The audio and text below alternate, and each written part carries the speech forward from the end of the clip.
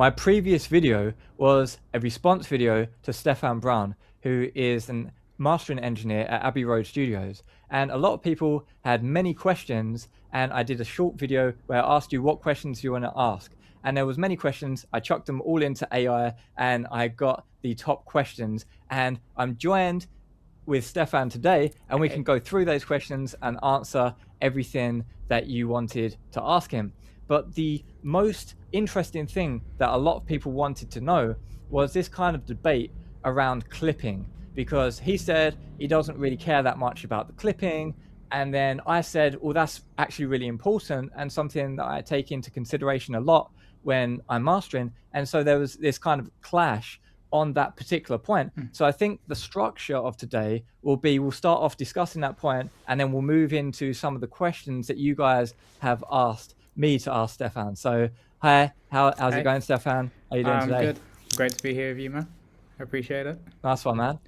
So yeah, let's get stuck right in, because as I say, that was one of the main points of contention. I said in my video that I strongly thought that you should try and not get masters that were clipped, but you said you didn't really care, and people were kind of confused whether you meant 32-bit files and you could just turn it down because it's 32-bit and it's not going to clip because it's kind of because it's floating point. But that's kind of not what you meant, right? You meant literally clipped, right? Yeah.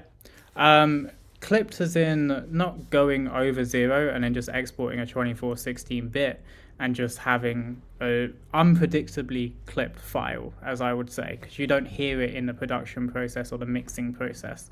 I mean using a clipper and a limiter, or one or the other, for tone and saturation harmonics. And sometimes I get sent things where people have used certain limiters such as DMG Limitless or Newfangled Elevate, where you have transient control, multiband, and that sort of thing, and timing constraints for each of these different parameters, and they've got a setting that really fits into the groove and works really well with the music. But then also, like, you might be getting tone, harmonic, saturation that you really like and really pulls your music together. And this isn't always the case, but it's the case some of the time, especially if you've mixed into these things, which can often be, if you put it on during the mixing process and you're pushing it into it the whole time, that when you take it off, the mix changes. So my viewpoint is that it's not wrong, you know? If you have that and it sounds good to you, and then you take it off because you think I desperately need it without this stuff, and you don't like it anymore, it doesn't sound how you want it to sound, you level match them like by perceived volume, and the one that is like clip limited with an actual clipper, not just unpredictable going over 0, sounds how you want it to sound, and the other version doesn't, then I don't need that version that you don't like. That's how I feel about it in pretty much all the time, really. But and then it goes into another bit where it depends who you're working with. So some people are very intensious about it, and they know how to make it work. It's part of their sound. And then other people just throw it on to make it loud. If they just throw it on to make it loud at the end, I want a version with and without to reference kind of what level they're listening at, where they like it. If you know, I'm sure you're the same, that you can hear straight away if it genuinely sounds bad, and then I know I can do it better, and they want that same kind of sound, but it can be better. Then I want, again, the version that they have, and then a version without it. But yeah, it's really case and client dependent is what I'm going See, that is the exact kind of nuance that getting you on and discussing with you has really unveiled, because before it was kind of just like, oh yeah, if it's just all clipping, and it's just like the randomly clipping thing that you were talking about, like you've literally just bounced it out too loud and it's exceeded 0 dB full scale, perhaps unintentionally, and people were thinking, well, you just got this file which is like compromised in terms of its quality because the client didn't know any better, and he was like, yeah, whatever, I'm going to work with it. But you're saying that there's a lot more to it than that. The nuance is there's a lot more. So it's like, if you know that the client has mixed in this particular way, and I guess we're talking not only just maybe on individual buses within the mix, but actually on the sum, like on the stereo sum, they've mixed into a certain kind of limiter or clipper, and that is the sound that they're going for. And they've compared that, and they're very well aware of that sound. Then in that case, you would say, okay, well, let's roll with that then, and not request them to remove that. But in the Yeah. case where that was kind of accidental or something, you would flag it and you would say, hey man, have you just bounced this too loud, or do you actually like flag mixes that are like unintentionally clipped, Yeah. or whatever the term was that you said? Yeah, definitely. I think you can tell pretty early on when you're working with someone what stage they're at and what they want from you. If they want just that final polish, or they really want you to dive deep into their mix, give advice, maybe change up the mix a little or get a stem or two here and there. Like you can gauge it pretty well. My problem is mainly just there seems to be this rhetoric online that any kind of clipping or limiting on the mix bus is wrong, like, and you can't Mm. do it. Or if you do it, you have to take it off, and that can be a problem too. Because if you feel that way and then you send it to me without it, and you don't like it, as I said earlier, I've never heard the version you do like. So I might do a really dynamic version, and you say use FL Studio, which has a soft clipper on the output, as far as I understand. And a lot of the trap music I do has that sound where they push into it. I might never have heard that. So I don't know the sound you're actually going for. So I think it more stems from I want to change this thing of like it needs to be completely dynamic and it needs to be minus 6 dB, which is a good Mm. fail-safe if you maybe are unsure and you don't want to risk these peaks, but it's not a rule. We can still work with a file that is how you've designed it to be. So that's Yeah. my feelings towards it, and I just want to get rid of this rhetoric that there's one way to do things and how you like it is wrong. Because I get, if I'm working on, say, a really heavy, like brutal metal song or something really experimental, like some kind of post rock that's all blown out and stuff, you take that stuff off and it all just, you lose that vibe. And me as a mastering engineer, I'm not going to go adding 5 dB of clipping and saturation. That's not going to be Mm. my initial intent, because then I'm that's not acceptable really, because I want to respect the mix I'm given. Yeah. Okay, I see that. So that really brings us a bit closer together in Hmm. our approach there, especially if you're saying if you hear something or you get something that's quite clipped, and then you're like, okay, can you give me a dynamic version and we'll use this as the reference, and I'll see if there's any need to actually use that more dynamic version, or maybe I'll just roll with the clipped version, Hmm. and you've actually got kind of like a choice between the two, Yeah. in the cases where you think that the clipping is excessive, then that's closer to my position. But my position is a bit more conservative in that, generally speaking, from my experience, when I receive something not only clipped but also heavily compressed, Hmm. they'll say, okay, here it is. I'm really happy with how this sounds. Work with that. What I feel is with all of that dynamic range, compression, everything's like the crest factor is kind of it's been, the life has been sucked out of it Hmm. slightly, and the transients have been eroded, and it's kind of a bit squashed, right? So Yeah. when I get that, there's less. I can't like grab the audio as much. I can't like do dynamic processing on Hmm. the audio because it's kind of like you've smoothed off the edges. Whereas like Yeah. imagine like you're climbing you're climbing like a wall, and you can get your fingers in these cracks and you can like Hmm. climb up and you can get grip on stuff. But if you came along like smooth that all over, you can't climb up the wall anymore because it's all smooth and you've got Yeah. nowhere to grip. And it's a bit of a weird analogy, but I think you can probably Oh see yeah. where I'm going. That, yeah, that you can kind of get stuck in as a mastering engineer, and you can kind of process stuff and take it in more of a direction and have more control when it's not just all smoothed off and squished and flat like a sausage. And so generally speaking, when I get stuff where the mix engineer or artist, if he is also the mix engineer, says, okay, I'm really happy with this, and I look at it as like total extreme sausage, or often I'll say, okay, great, I'm going to use that as a reference, but can you give me it without limiting, without clipping, without Mm. compression, whatever is on that? And I'm going to have a listen and see if I can beat what you've done there. Mhm. And it's almost never that I can't do a better job Yeah. when it's that I get sent that squashed version, right? It's almost always I'm going to be able to come along and make something that sounds even more impactful and lower distortion, but distortion when it's necessary, like saturate, like nice saturation stuff, Yeah. but just like lower amounts of undesirable artifact weirdness from like bad quality limiting settings. Do you know what I mean? Do you know Yeah, where I'm yeah. going there? I fully do. I think the main question I ask myself in this situation is if the squashness of the signal because of compression or anything, does that impact the groove which makes the song flow?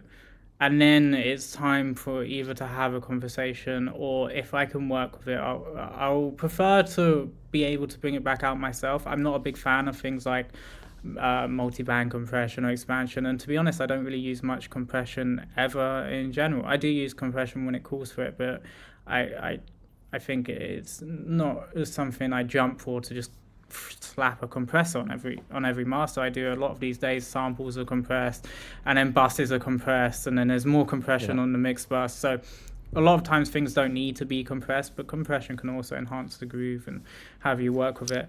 But it's again, it's always a case of who you're working with, what they're expecting from you, and what the intent of the music is. Because you can get things that are completely flat and squashed and intense, but that is the sound of the record.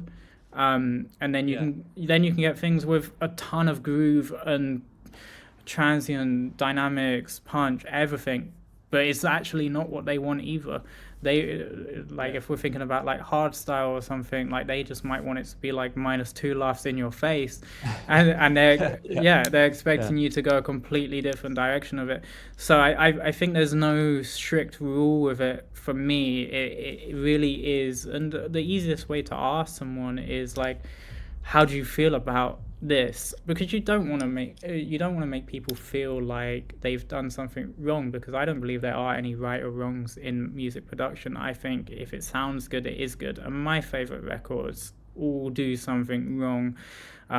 If you want to go back to like my favorite records by like Bowie and people, but then also if we go to like Nine Inch Nails, The Downward Spiral is so harsh and intense, but it needs to be. Like, if Yeah. that came into a certain person, they might say, hey, can you dip the high end 5 dB? But that would ruin the intent of the record. And then, like, black metal, like from the 90s, you listen to it, it's all pretty much mono and no low end, no high end. But that's how it should sound. So, I, Mm. I'm always down to work with the artist's intent, be what it is. If I feel like, as you're saying, I can do it better, because I feel Mm. like what they've done doesn't match what they want, but it's kind of there, and I can't work with it more. Then it's Mm. time for that conversation. Like, hey man, just send me. Let's just try a new mix. Like, just try taking your compressor off, and let's see how that goes. But Yeah. I'm definitely. I say I'm open minded to what people want. I always use the same analogy. Like, if it was like the late 70s, early 80s, and I got a Joy Division record, and then I asked them to turn their bass down, uh, like their bass guitar, then I I've just gone and destroyed a whole genre being made. So, so Yeah. yeah, Yeah. for me, it's about like the person's opinion. Who I care about is the artist. I want them to be happy, and like a lot of the times, like I'm not emotionally invested in like in the music the way they are. So they probably know something about what they want more than me. Yeah. So Yeah, definitely. I think after you've given it more nuance there, we've gone through it a bit more. Our opinions there have come way closer together. I still think there's a bit of a gap. I think maybe you care less about if someone's used a clipper. Generally, I'm gonna grumble a bit more when I see that, but I think you don't grumble, and so unless you think that you can do it better, as you said, and so with that nuance, I think our positions are way closer. I mm, think what you were saying about the it depends on the artist. This is an important point because a lot of people watching videos like this who aren't full-time professional mastering engineers, some of the like work operational daily communication, the way that you kind of run your business, it doesn't have to do with compression and limiting an EQ. Some of this stuff is actually really important for professional mastering engineers, but you don't really get to see that as much, or you're maybe less interested in that if you're not actually a professional mastering engineer and doing it full time yourself. Like, for example, what you said about depends on the customer. Like sometimes, or often, I'll be working directly either with the artist or there'll be a record label and they'll give me the stuff. And if something isn't sounding right, well, now I'm going to be put in contact with the artist and I'm talking directly. Mm-hmm. And only occasionally, because I work more with underground music, a lot of techno and stuff like this. And people sometimes ask me, "Oh, what Grammy award-winning records did you work on?" Well, I don't. I work on like techno and underground Yeah. stuff. But so I'm mainly in this kind of like underground scene where I'm directly working with the people who were responsible for making music and mixing it, generally speaking. And so when I talk to these people, it's normally like, "Oh yeah, thanks for giving me a tip there, Mm-hmm. and yeah, I can definitely go away and do that." And or what, you thought the bass was too loud there, or the kick drum wasn't too high. Yeah, great advice. Thanks so much. I'm gonna go away and do that. But sometimes, occasionally, what you'll get is someone will send me a job and I'll be like, "Oh, here's the new EP and it was mixed by X famous engineer, Mm-hmm. so there's going to be no problems here. It sounds great. So proceed with these mixes. No reason to ask for any revisions here or whatever. Like this engineer is the bee's knees." And I get these mixes and sometimes there are genuine problems with it, but you Mm-hmm. then can't go back and say, "Oh no, it doesn't sound very good. Can you do this and that?" Because they've just paid all this money to get Mm-hmm. like this famous dude to work on it, and now it's just going to be like a bit of a kind of like jarring situation. So you've got to kind of read the room and know who Mm-hmm. you're working with. Yeah. And like, what is your perspective? Because I think you work probably with more rockstar mix engineers than I do, because I'm more underground. You work on a lot of underground stuff as well, but Yeah. you also get those more like famous pop star. For what's your input on that? The thing for me to remember is I, like you, worked on a ton of underground techno music. That's where I cut my teeth. But when it comes to all these projects, it's not my music, you know? If the artist loves the mix done by this person, then that's what they love. It's not my place to then go and change how things are, you know? So you got to respect what they want, and as long as they're happy, I'm more than happy. Like the main thing I want in the world is for someone who works with me to go away and go, yeah, they did what I wanted them to do, and it sounds better than Mm, I expected. So if yeah. I can take these mixes and make them sound even better, even though if they're not what I would mix personally, then for me it's a job well done, and I'm more than happy. But yeah, it's not my music. It's not my monetary investment in this. Like I didn't hire the mixer. I didn't do any of that. I'm not involved in that level of it. And then if they're happy and they like the mixing engineer and they like the mixes, like I'm not emotionally involved on that level to what comes before me. I'm emotionally involved on Mm, how can I make this even better and get it out there so it sounds cool everywhere. That's where I'm at. And so yeah, it is. And again, yeah, as you said, it depends on who you're working with. There's mixing engineers I work very closely with who are very open to me just saying, "Hey, man, can maybe send me this way," or "What do you think mm, about your low end here?" Or sometimes I might say something as simple as, "How married to the high end on these mixes are you?" And that just implies that I'm thinking of like maybe taking it a slightly different direction, and a lot of the times they're like, "Yeah, man, you do what you feel is right." And the worst that can mm, happen is they'll go, "It's good, but you know what? I think that maybe we should go back to how the high end was before." So yeah, it's a case of I have the ability to push and pull with things. If something doesn't work out, I'm never going to send back something that sounds worse than what they sent me. So if it's good but it's not the vision, then it's easy for them to say, okay, can we just revisit this one part, and then I'll send a V2, and then we're good to go. yeah. Well, two things have just come out of that for me. Firstly, is the artist the people actually making the music? In the case that there's a mix engineer between the artist and the mastering engineer, is the artist necessarily happy and in everything that is being done with the mix, or is the artist often being led by the mix engineer and be like, oh yeah, it sounds all right, and then it goes to the mastering engineer, and then you're thinking, well, they must be happy, they must have signed off on it, so therefore it's perfect relative to the Hmm. artist. But maybe the artist didn't know that if you were to do some change, I don't know, like turn up the drums or something a bit, then the mixes will then like be like 10 times perceptually better. The artist isn't aware of that. They just put their trust in the mix engineer. Hmm. And but the mix engineer like did a good job, but maybe you could do a tiny tweak which you can't really do in the mastering. But if you just communicated that to the mix engineer, maybe the mix engineer would be like, yeah, you're right, and maybe the artist would be like, wow, it sounds so much better now. So just because it's come through the mix engineer and you're like, okay, that must be assumably what they want, is it always exactly what they want? Like, should you Hmm. always just have a hard line, or should you have more? Because I think, yeah. I err on the side of more communication. That is actually a really good question. I like communication. Like, I'm always involved. I've got a lot of people I worked with for years who I'm involved in the recording process. They're asking me questions about, like, sending me stems on different mics and which one will work better. But then also, Mm.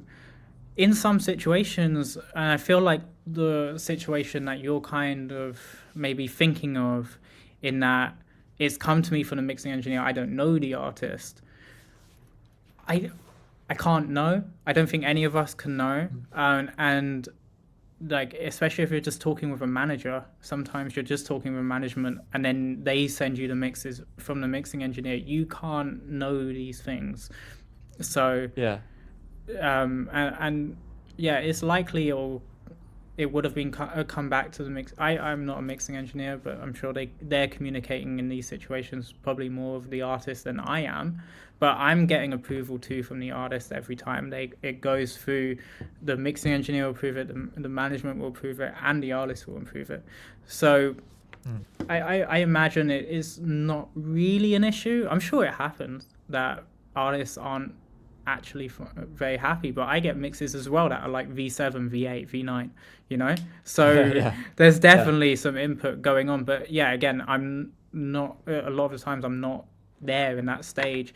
And, you know, like, the band you're working with could be about to go on tour and they had to call it cuts. The label might have just said, enough, we don't have any more budget. You know, there's a lot of things that can happen in this chain, and we don't know, you know? We're just there at the very end. Yeah, yeah, exactly. And I think that's why communication is key. Hmm. And communication isn't something that people really discuss in Hmm. the top 10 tricks to get your track loud. They're not like, one of them isn't like good communication Yeah. with your Oh, hell clients. yeah. And like, do you know what I mean? I've had it many times, you know, where someone wants something, you know, ridiculously loud, and it just sounds better, like 3 laughs quieter. It sounds louder, it Mm, sounds clearer. And then mm. quite often in that case, I'll send two versions. Like, you know, if they're like, I need it -5 laughs, I'll just say, I've just made a little version on the side for you. Just give it a listen. And like, Yeah, I do that all the time, man. I do yeah, red and blue versions. yeah, I like that. You obviously like the Matrix or something, but so the red pill is like always like my like take the red pill Mhm. and see how far the rabbit hole goes with my version, and the blue pill is like what they like keep it the same way, go I'm back down for to that. what you originally wanted, and it's not much deeper than that. But yeah, I always do like red and blue Yeah, in those scenarios, but not all the time. Maybe like I don't know, like a few times a year, maybe. yeah. But I mean, yeah. Uh, the next thing that I was thinking, because I had kind of two ideas, what you were saying before. The next thing was like I always think about sometimes what Steve Albini, the late and great Steve Hmm. Albini, because I was really a fan of a lot of his philosophy and way of doing things. And ironically, he didn't think too much of mastering engineers, and he kind of like thought that once he had finished with it, he was like he was making the record. So if it was finished, if he was finished with it, it was finished. There's the record. There you go. Why has it got to go to someone else to master it? It's done. We've done it. The band has signed off on it. It sounds great. There you go. Release it. And so, Hmm. but then there's always this mastering engineer in between that he wasn't necessarily fond of. And I don't want to like put any words into his mouth or anything if that's not exactly what he said, but it was kind of that kind of sentiment. And the more like I've been working as mastering, like the longer I've been working in my career, the more I've started to like appreciate more this mentality of my goal to service my clients the best is really to be more like a QC guy, like a quality control guy, rather than I'm going to slap effects on it and I'm going to make it sound radically different and do this and do that. I don't want to like change all these things. I'm mainly just like listening and being like, does this sound perfect in the way that I think the artist is gonna desire the most? And if there's something that I'm hearing that is short of that perfection that I believe that they're seeking, then that's when I will jump in and say, oh, could the mix have blah blah blah? And often you can't really do that in mastering, because like if it's the case of, oh well, the hi-hat is too loud here or something, well, then I'm going to need access to the overhead mics, because if I turn that down I might make the vocal sound lispy or something like if I do it statically or even dynamically. And so sometimes you just, if you've got an idea of how it needs to go, often in mastering there's certain things you can do but many things that you can't, and it's always just going to be communication with the mix engineer.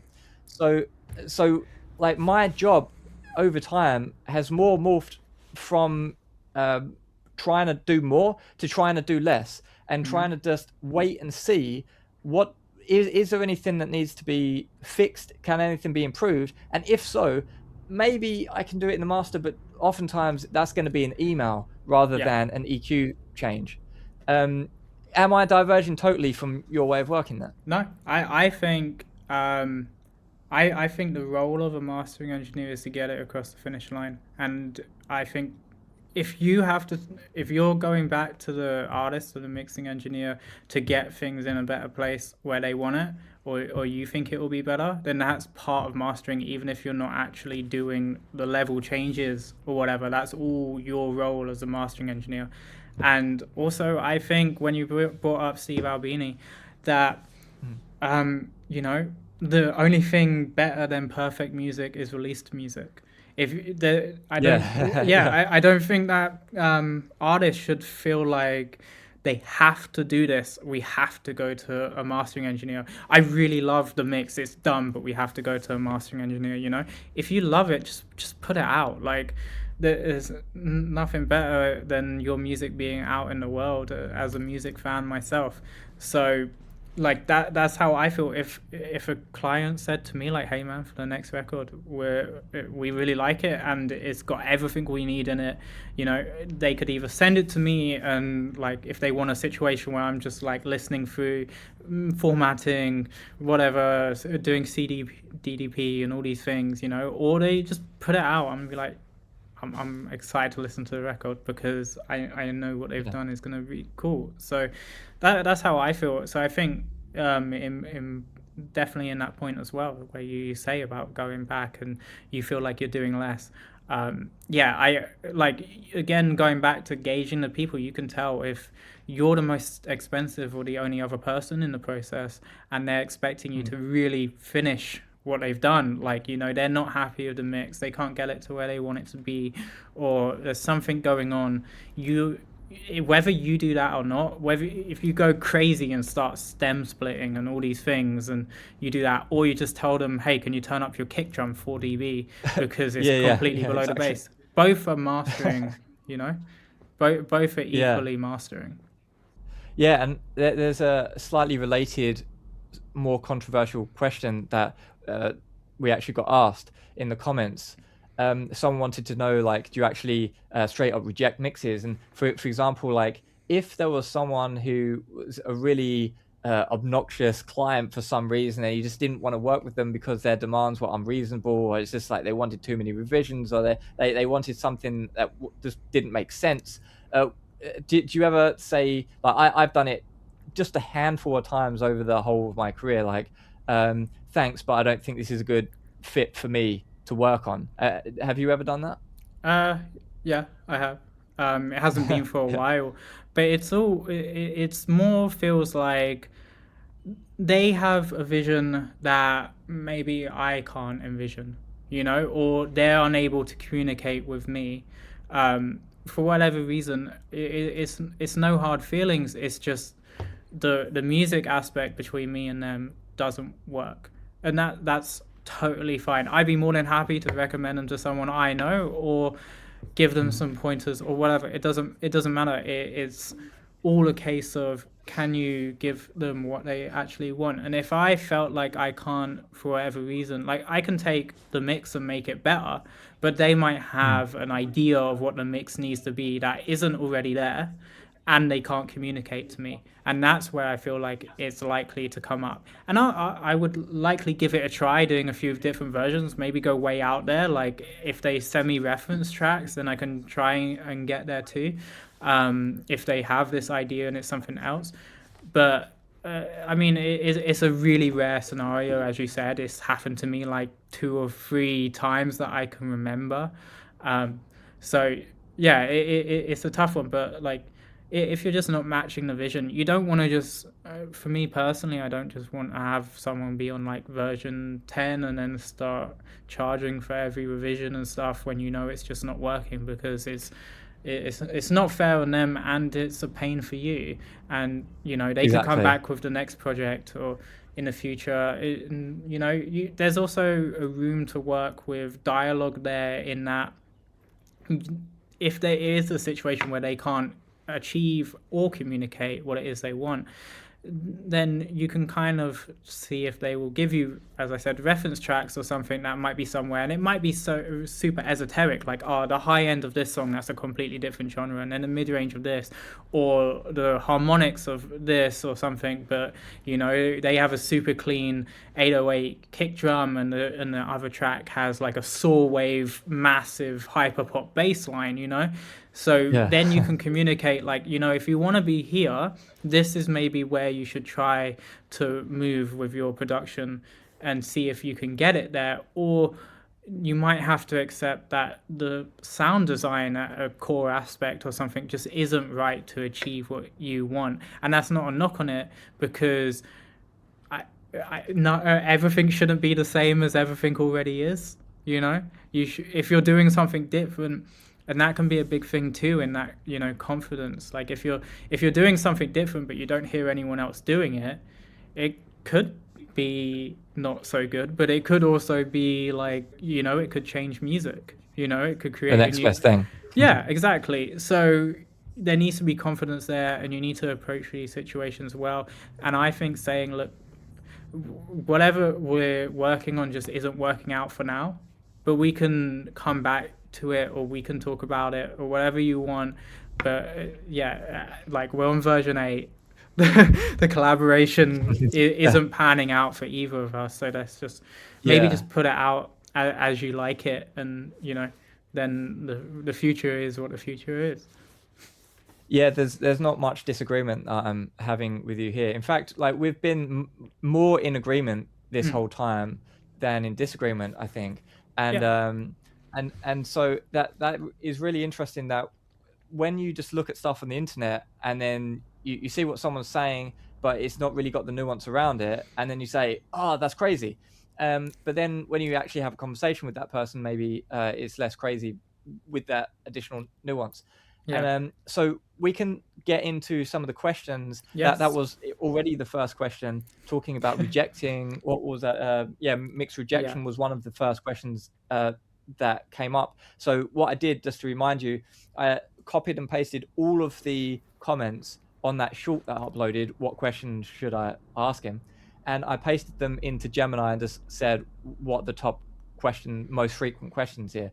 And these are the ones that we got. So the next one was, people were talking about, in my response video, I was saying how I didn't really understand exactly what Stefan was talking about when he was saying emotion. Emotion for Yeah. me is a tiny bit vague, and I'm more approaching it from a technical point, and I feel like the emotion should already be a wrap in the mix stage at the latest. And Yeah. in the mastering, I feel like there's less of a focus on emotion from a composition or musical point of view. And I think in mastering, it's kind of, as you said before, like getting it over the finish line or something like that. So where do you place the emphasis on emotion, if you just like clarify more broadly what Yeah. you Yeah. mean when you use those terms?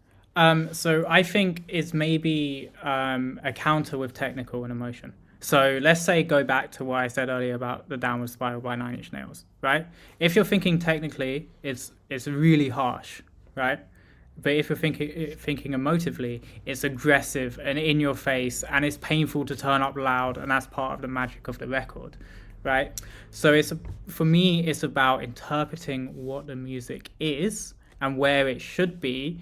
If the mixes represent that, if I can represent that better, if something technical I do sounds technically better or is more technically correct on a meter or something, but loses this, then I'm going to prioritize the music being what it should be and conveying what it wants to convey more so than getting the meter to look right. Or you open up tone and balance control and it says your high end is way too loud, but it doesn't sound bad because I don't believe in good or bad. I believe in it being, I guess, maybe not right or wrong, but just achieving what it's meant to Appropriate for the achieve. song. Exactly. Yeah, Yeah. that's the perfect way to put it. Yeah. Yeah. So what you're saying there actually ties into another question that someone asked, is about looking at the meters. Like, do you just like sit there and look at the meters, or are you actually using your ears? Of course, Yeah. the answer is obvious that we use our ears, both of us. Yeah. But what you were saying there is interesting. That you were saying that just because the meter says X, Y, Z, it doesn't mean that you're going to go off that and think, oh, well, my high end is too much. And because it's you're tying that into emotion. But now that you've explained what you mean a bit more about emotion, what I'm doing is I'm just translating that, and that to me fits in again, like with how I approach it as well, to a certain extent. Because, for example, if someone sends me a track which is a composition made out of sine waves, like in the mid frequency, well, it could sound really great. Like I've got a track. I don't even think I've released it, but it's literally just sine waves with some reverb on it. It sounds really nice, and but obviously it's got no higher frequencies because of the sine waves. It's all mid frequencies and lower mid frequencies. And if you look on that on the chart, it looks horrible. It's like, where's your higher frequencies? Yeah. The mix is too dull. Like if some AI thing would be, or whatever, it would be like the mix is too dull. And so if you look at that on the chart, it's wrong.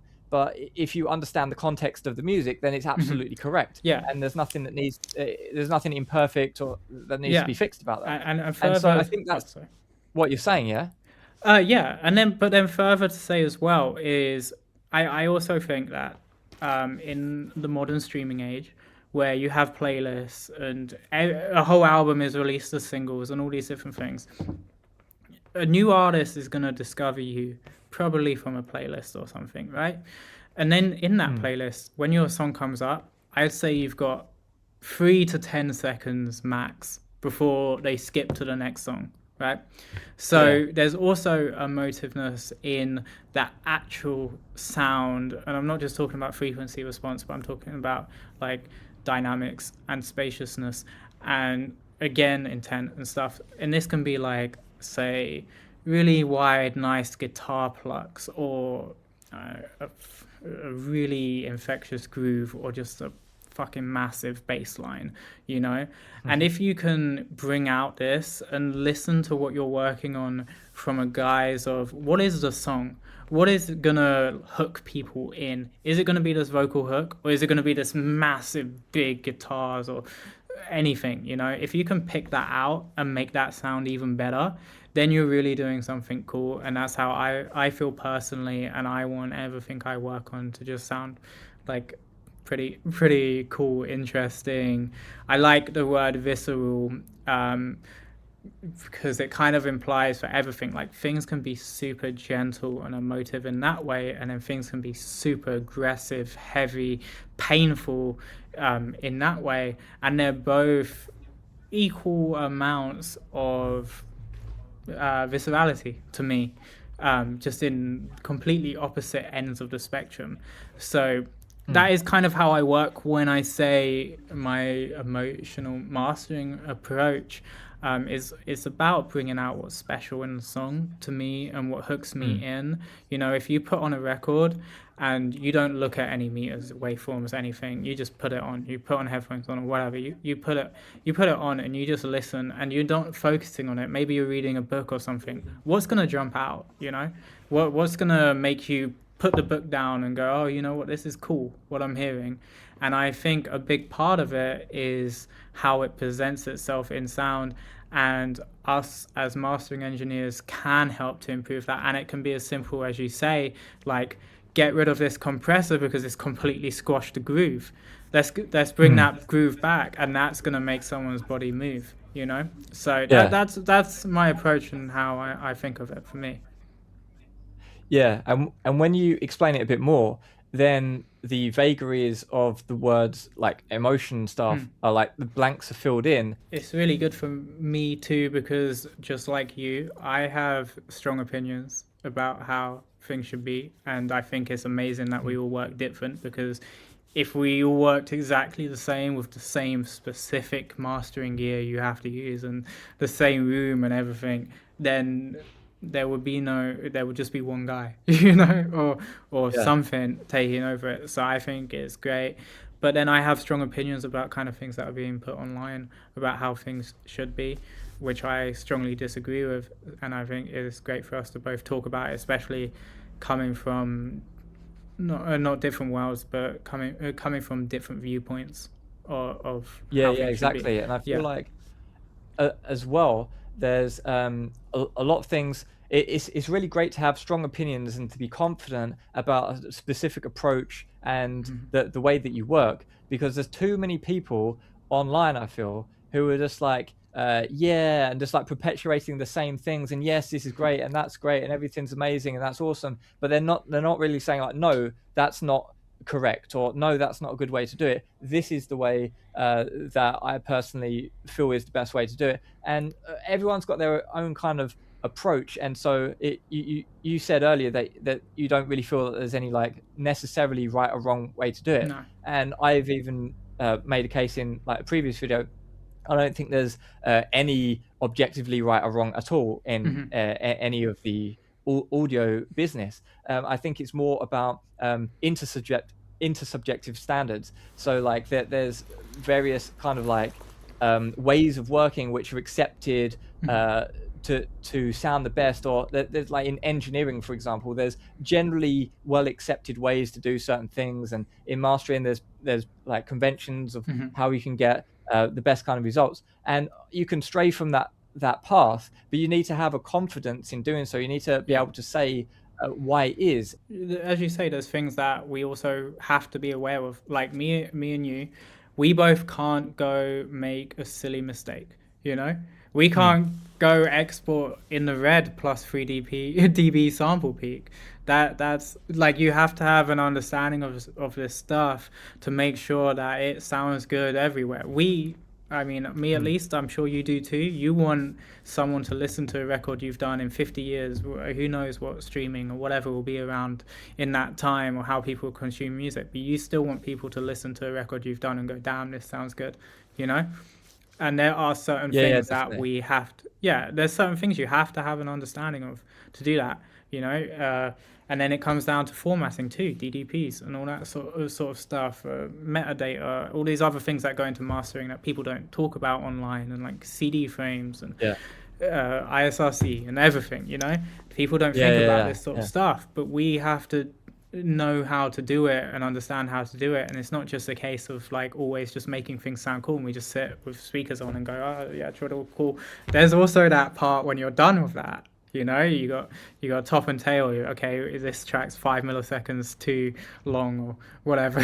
And then you got different versions, clean versions, instrumental versions. So I think I kind of get a bit annoyed that people online are so willing to talk about here's how you perfectly use a compressor or something every Mm. time, which is impossible. Mm. but Yeah. don't want to talk about here's how you format a session and you deliver to a client, and and make sure that there's not something wrong that's gonna be 5 years down the line when suddenly something happens and their whole release sounds awful. Mm. So I think there should be more discourse online about, like, it's creative, but it's also technical. And I think we kind of, Mm. I'm definitely more on the creative side when it comes to the audio processing, but when it comes to delivering and everything, then I know where to be technical and where to be creative, and I kind of work with that gap very well. I mean, I'm always going to prioritize sound, but I'm going to make sure that it sounds good everywhere. I'm not going to make sure that, oh, I don't care about this one playback system, like Yeah. that's not how I feel. I feel like we have to, as mastering engineers, understand both, and I feel quite strongly about that, because I don't think anyone should be purely creative and purely technical. I think being purely technical breeds boring sounding music, and being Mm. purely creative probably breeds things that don't translate well. Yeah. Definitely, man. Hmm. Yeah, I think let's move on to the next Yeah, question, which was LCD. You use LCD 5 headphones from Audeze, right? yeah, And LCD 5S, the newer ones. yeah, I mentioned in my video that I didn't rate not those specific headphones, but I've heard the LCD 2, the LCD 3, the LCD 4, and I've never really been a fan of those. Like some of my friends, other mastering engineers, that they have those headphones and use them and think they're great. I've never got on with them. I've always been a Sennheiser guy. It was a question that came up, so Hmm. maybe you could just discuss what you Yeah. think is maybe better about those, or maybe contrast them to the other ones I just previously mentioned. Yeah, I love them. I've been using Audeze headphones for a while. I was on the LCD 5, and now I have the newer LCD 5S, which I think are better. Um, I mean, it's preference. I saw people commenting, and I think it comes from your video where having, what was it they said, a colored mid range. Um, Mm, yes, on, like, I haven't listened to all the models, but I've heard the LCD-X's, the LCD 4s. I think they're really great sounding headphones to sit down and put a record on, but they do have a colored mid range, and I yeah, prefer not to work on them. I know people who are working on them and do great work, and it works for them, so I don't knock that at all. For me, the LCD 5S works, and I love them. They're super transparent, extremely transparent. I use a Chord Hugo TT2 amp with them at the moment, which is again extremely transparent, and that's what I like. I also have I have a 724 ATC Atmos system, which also sounds great. So I'm good with monitoring. But yeah, I like the HD series too. I'm use 650s.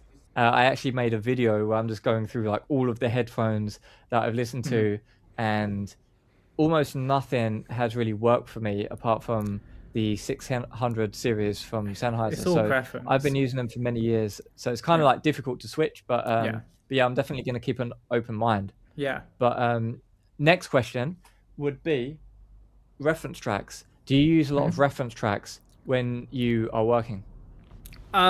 If someone sends them to me, I'll give them a listen. I use them to calibrate my ears sometimes. Just run through my list. 30 seconds here, 30 seconds there. Just if I feel like I'm not quite with it in that moment. But otherwise, I don't listen to something and go, oh, this is to sound like this other song I really like.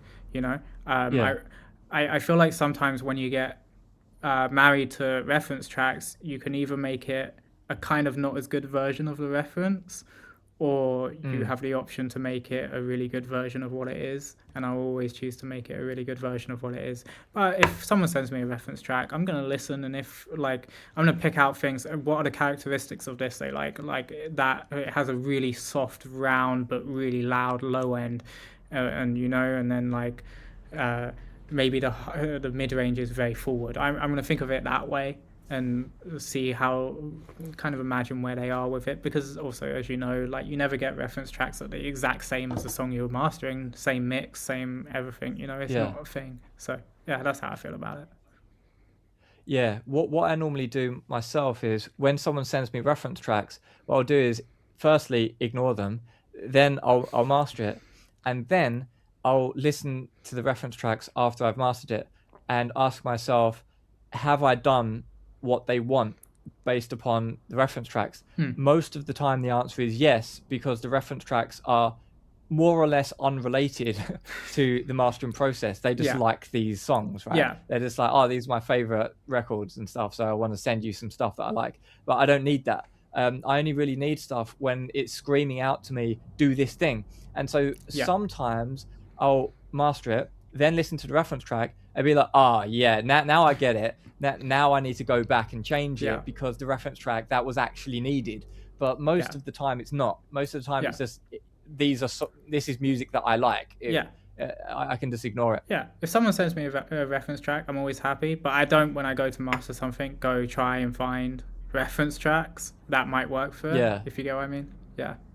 yeah, definitely, man. Next question was the 0.1 dB. So you said just in passing, maybe you were just like saying this even in a hyperbolic way, that 0.1 dB adjustments you might do on the automation. And I said in my video, yeah, I don't really know if anyone cares about 0.1 dB, but I definitely agree with you with the automation stuff because I do a lot of that. But 0.1 dB Yeah. seemed a bit like borderline, not really enough to care about. What do you Yeah. think about it? So I'm doing, like, when I start mastering, as I said, I have a reference level that I master like at. And I want it full and loud there. So my, like, if I need clippers or limiters or whatever to get it there, I put them on first and get it so that to where it sounds right, like, I guess density and volume rise and everything. And then from there, then I kind of work from the beginning.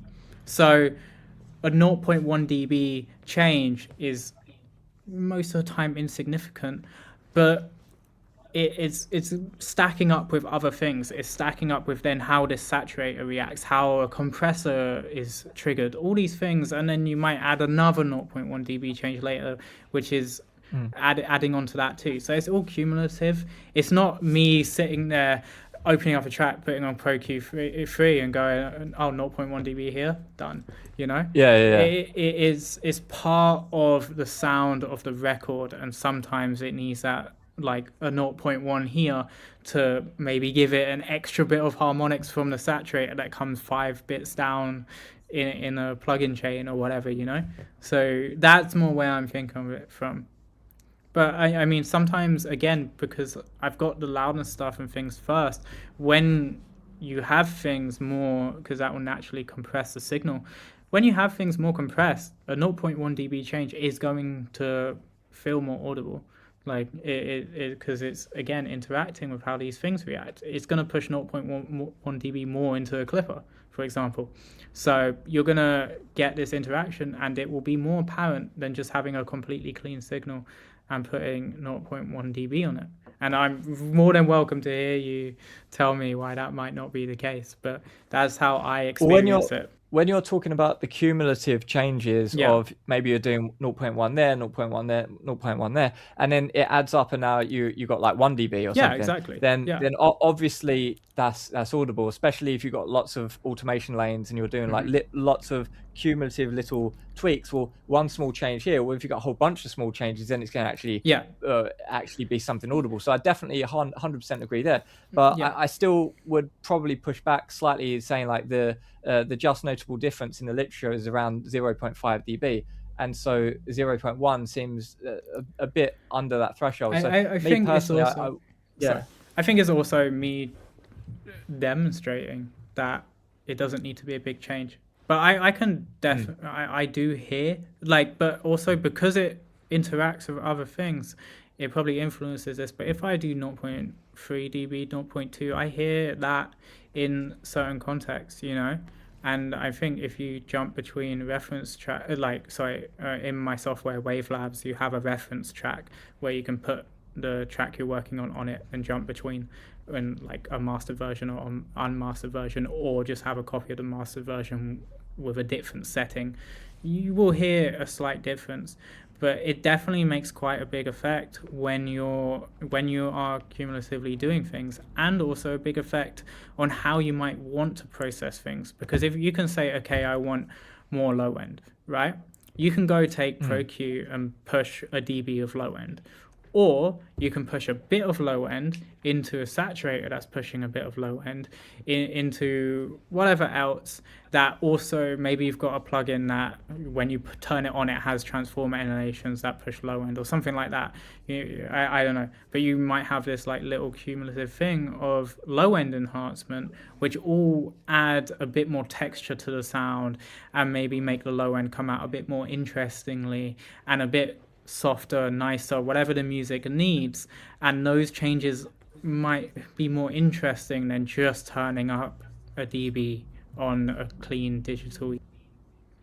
Yeah, well, I will definitely come slightly towards your position there on the cumulative differences. I still think I'm gonna disagree slightly with the 0.1 dB in isolation, or even into like a saturator or something.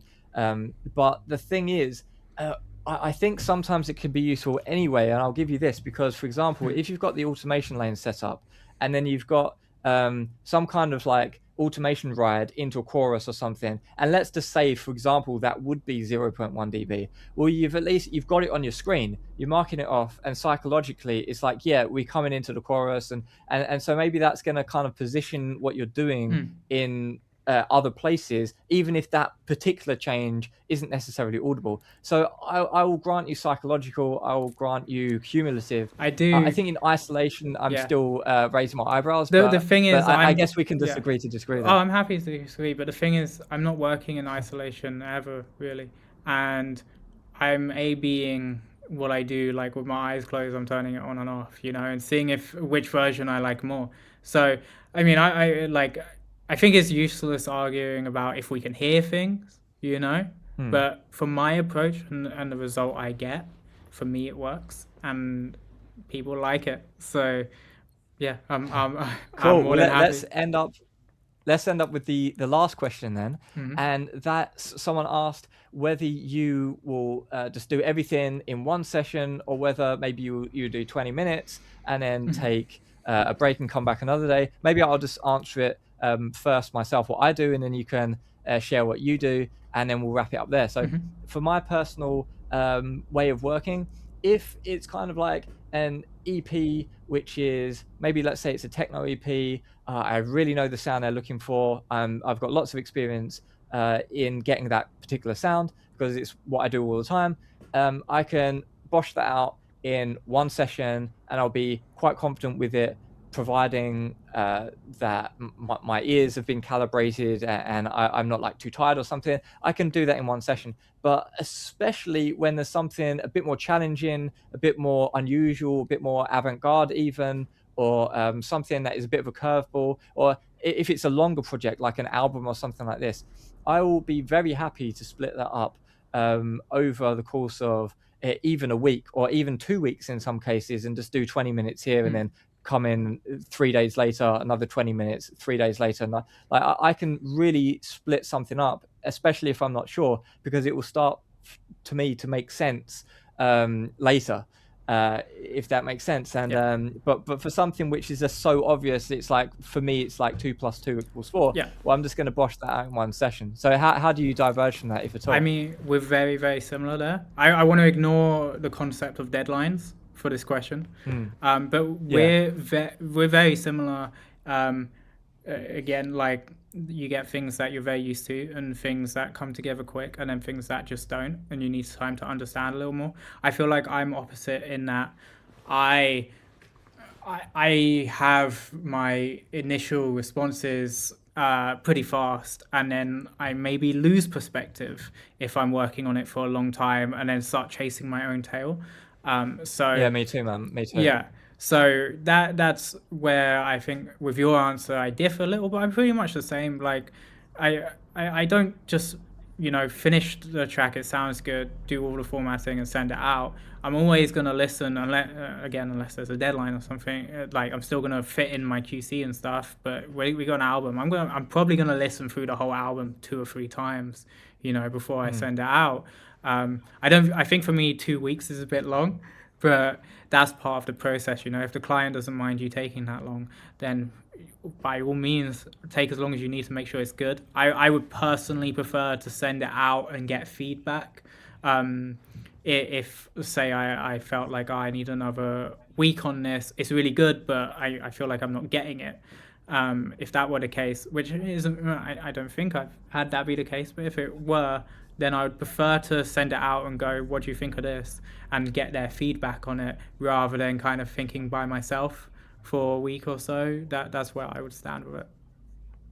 I want to add a tiny bit of clarification there because I think there's two subtly different wordings of very different things. So you've got you mentioned that you don't want to drag it on too long because then you might like start chasing your tail and lose the kind of like the target. You Yeah. might miss the target of that. And I 100% agree. But I mean, that happens within the same session. Like let's say you've got like an album and your goal is, I just want to get this done today, and you're just like sitting there, but you're not really sure, so you just keep working on it, and then you're just gonna like the vision is just gonna like become blurry, Yeah. and you're not going to be able to get where you need to go with it because Yeah. where you need to go is now unclear. It's like you've forgot the destination. It's like you're driving somewhere in your car, but you forgot where you're driving, kind of thing.